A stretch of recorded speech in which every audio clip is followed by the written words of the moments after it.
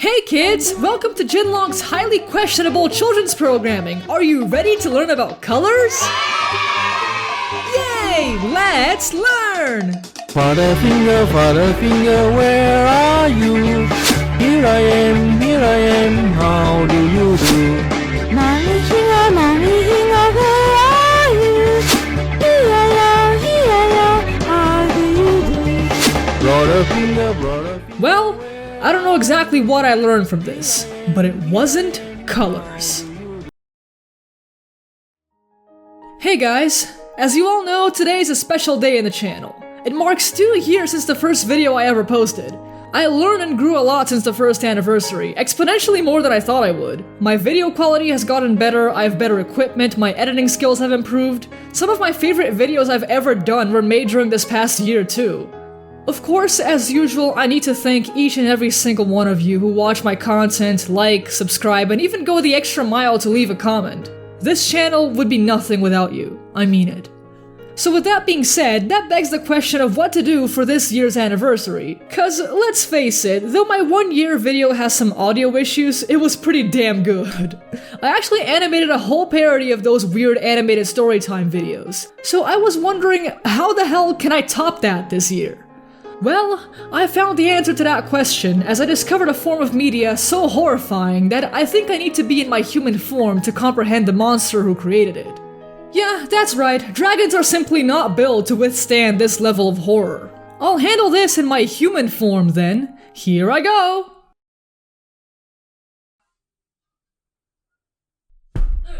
Did it work?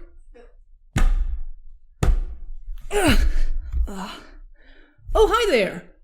Nice seeing you guys! It's me, Jinlong! Well, my dragon name is Jinlong, but in reality, I have a human name too.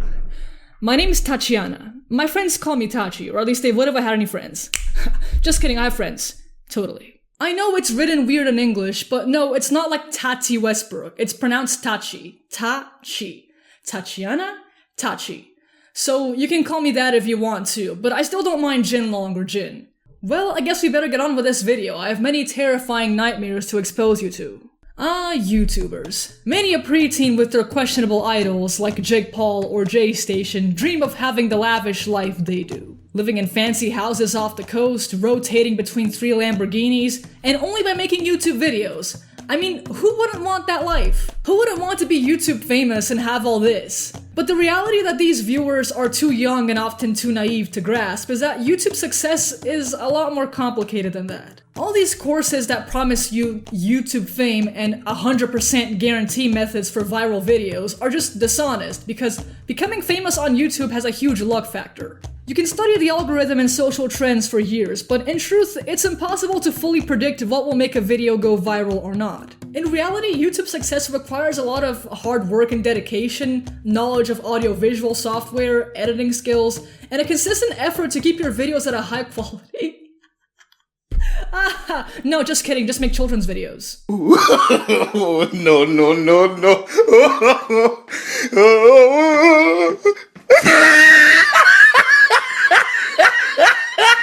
I think we all know just how weird the situation of videos geared towards kids on YouTube is. You know, these middle-aged soccer moms, Karens if you will, who just have no patience for their own children, so they just sit them down with their tablets, type kids videos, and leave them there for hours so they can sip their margaritas in peace? Well, there are a lot more of those out there than you think, especially in this digital age where a 5-year-old will ask Santa for an iPhone instead of a puppy or something. As a result, some of the channels with the most subscribers, the most views, and yeah, making the most money on YouTube are kids channels. Kids are a lot less critical of the content they watch. The simple fact is they're not able to perceive or don't really care about the video quality or if it looks badly made or sketchy, or even if there's harmful content in there. If Elsa or the Avengers are on it, they'll click on it. And that's precisely what so many of these horror kids channels take advantage of. They got millions of views, they're making bank. Artistic integrity or responsibility for their content, they're making money. They don't care. This strange nature of kids channels eventually reached its boiling point with what we fondly remember as Elsagate.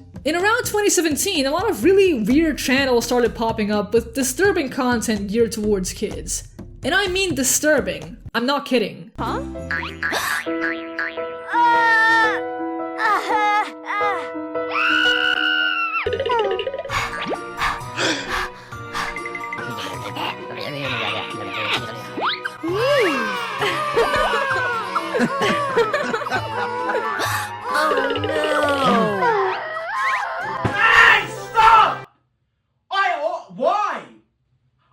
don't get it. I always catch you fuckers watching this sick shit. This is sickening. With all the Spiderman and Elsas doing concerning stuff that would clearly traumatize any child who saw it, they drew the attention of many sarcastic YouTube commentators. And from the midst of this hell in video form, rose a legend. A god among all these other suspicious channels. They were simply known as Toys in Japan. This channel was probably the bane of YouTube's existence. It was created in 2011, but the first video they ever posted was in 2015. Anpan Town New Block Labo World Block Bandai has nothing all that special to it. It's just some guy breathing behind the camera as he plays with some plastic figures.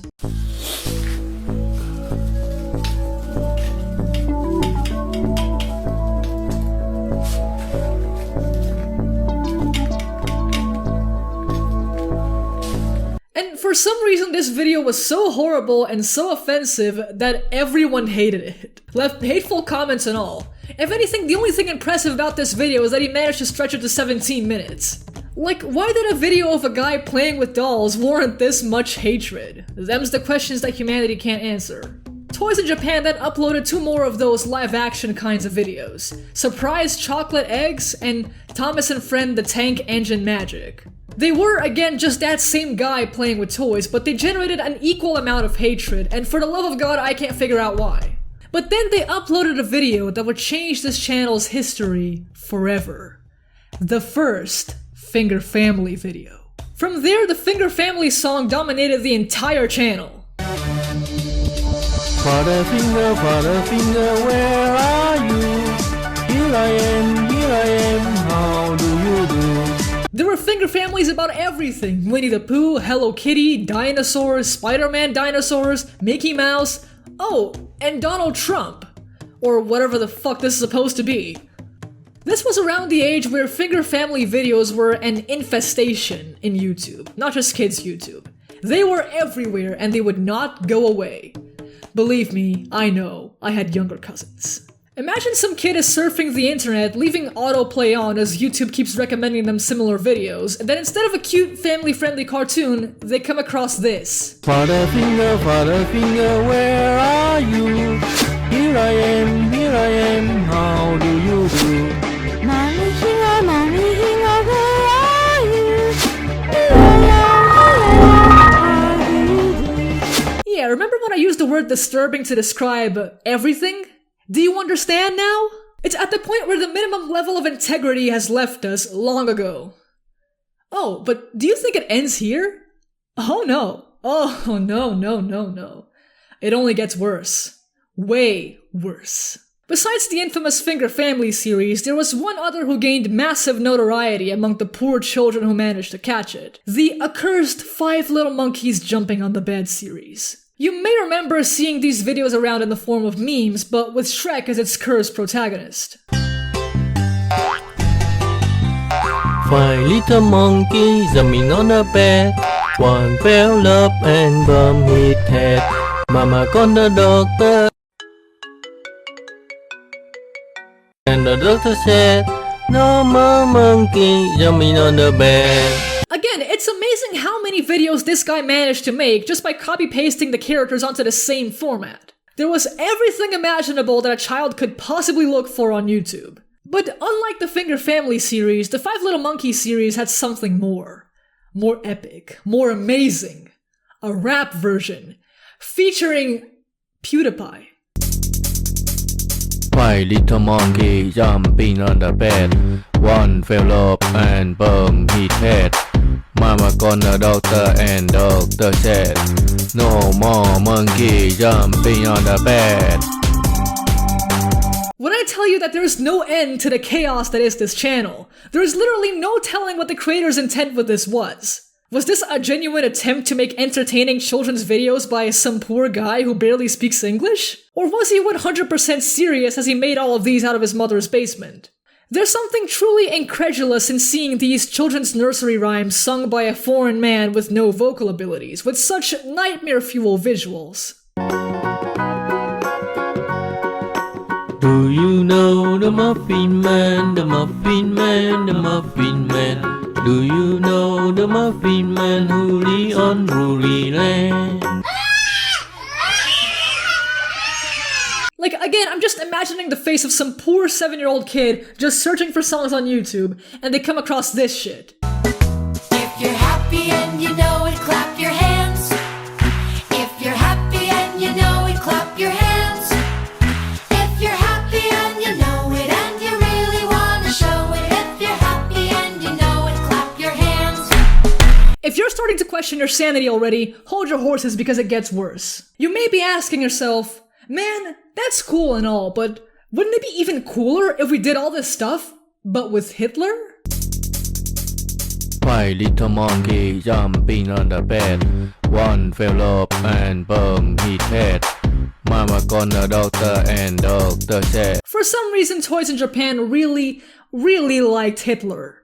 Oh, you thought this was bad? How about Hitler fighting Spiderman? Father finger, where are you? Here I am, how do you do? Nah, this is child's play. How about Hitler fighting Donald Trump? Father finger, where are you? Here I am, how do you do? No, screw this! Hitler fighting a fucking skeleton! Mommy Hinga, where are you? Here I am, how do you do? Are you satisfied? Well, neither was Toys in Japan, because they produced this masterpiece. Hitler fist-fighting PewDiePie.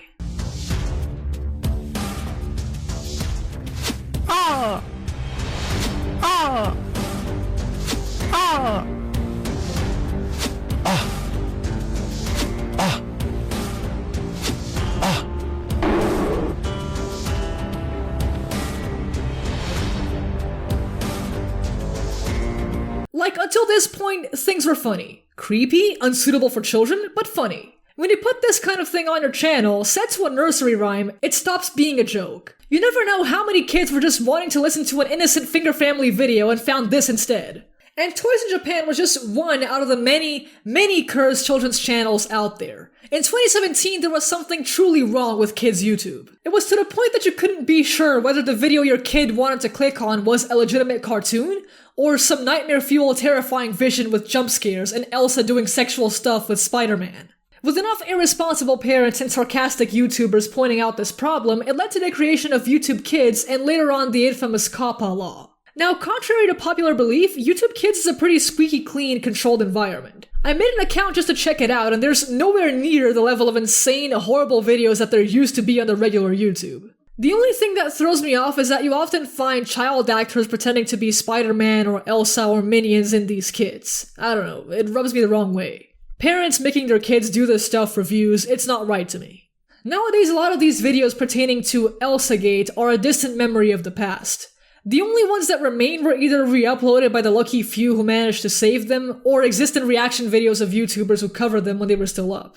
The problem of kids on the internet, though, has existed long before YouTube, and it's always been the responsibility of the parents to keep an eye on what their child is watching. That's why at the time many content creators were so angry about COPPA. Because it was these soccer moms who left their 3-year-olds with their tablets unattended for hours, then came crying to YouTube when their kids found something that, surprise, wasn't meant for kids. However, there's a difference between children finding a video by a YouTuber who curses a little too much and straight up clickbait of characters from movies they like with explicit sexual content. Thankfully, it appears that YouTube is a safer place for children now, but I have to admit it's a bit bittersweet to remember our hero, the genius, Toys in Japan, and his 800 Finger Family videos. You must have realized that all this time, I've been talking in past tense.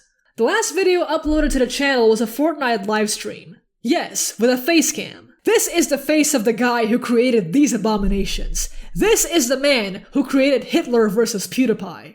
However, after this nearly 2-hour livestream, the entire channel's content was gone, completely wiped off the face of the earth. Now, Toys in Japan changed its channel name to Sidoko, and apparently it's now a Vocaloid channel? This one weird song is now the only video on the channel, and people did not take kindly to it. And you know what? I get it. He deserves to be hated, because now he's depriving the public of their precious Toys in Japan FNAF farting Finger Family. Shame on him. To this day, that remains the only video on the channel. The surviving kids' nursery rhymes of what used to be Toys in Japan can only be found online by those who happen to have it saved and re-uploaded them. The Wayback Machine doesn't work, and the man behind Toys in Japan left no other clues or links to himself besides his Google Plus account. And Google Plus doesn't exist anymore. As such, a lot of the high-quality content featured on this channel has been lost to time, living on in the memories of those still sane enough to remember them. Godspeed, you mad lad. Godspeed. Hey guys, thanks for watching this video, hope you enjoyed it. Since this is the first time that I'm showing my face and all, I thought I'd introduce myself. As I said before, my name is Tatiana, my friends call me Tachi. I'm 20 years old, Brazilian, college student, studying animation in college. I love noodles and pasta and chocolate. I love sugar a lot. That's what I love to eat. Like, the way to my heart is with sugar. Lots of it.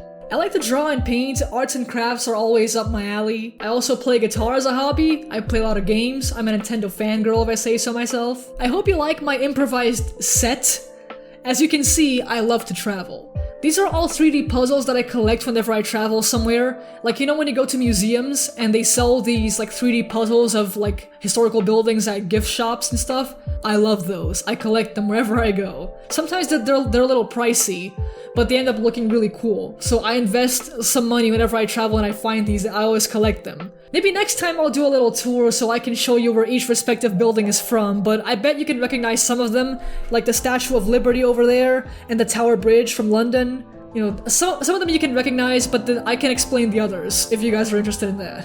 A tour of my little 3D puzzles, if you will. But that's all I got for today. That could be for some future video. But as usual, thanks so much for watching, and I'll see you guys next time. Roll on the fan art.